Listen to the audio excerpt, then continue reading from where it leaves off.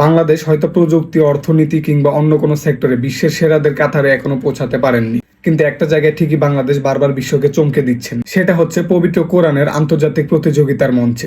এরই আরেক উজ্জ্বল উদাহরণ হচ্ছেন হাফেজ নুরউদ্দিন জাকারিয়া। সৌদি আরবের পবিত্র মক্কায় অনুষ্ঠিত আন্তর্জাতিক কোরআন প্রতিযোগিতায় বিশ্বের 133টি দেশের 334 জন প্রতিযোগীর মধ্যে তিনি অর্জন করেছেন প্রথম স্থান। একবার ভাবুন, 133টি দেশ থেকে আসা শত শত প্রতিযোগী, আর সেই বিশাল প্রতিযোগিতায় বাংলাদেশের এক তরুণ বিশ্বসেরা। এটা হাফেজ নুরউদ্দিন জাকারিয়ার ব্যক্তিগত অর্জন নয়, এটা তার পরিবার, তার শিক্ষক এবং পুরো বাংলাদেশের জন্য গর্বের একটা বিষয়। কারণ বাংলাদেশ হয়তো অনেক ক্ষেত্রে এখনো অনেক পিছিয়ে আছে, কিন্তু কোরআনের ময়দানে বাংলাদেশের হাফেজরা বারবার নিজেদের শ্রেষ্ঠত্বের প্রমাণ দিয়ে আসছে। বিশ্বের বড় বড় কোরআন প্রতিযোগিতায় বাংলাদেশি হাফেজদের সাফল্য যেন দিন দিন আমাদের নতুন নতুন গর্বের কারণ হয়ে উঠছে। তাই হাফেজ নুরউদ্দিন জাকারিয়ার এই অর্জন শুধু একটি ট্রফি কিংবা পুরস্কার নয়, মক্কার মঞ্চে বাংলাদেশের লাল সবুজের পতাকার আরেকটি গৌরবময় উত্থান।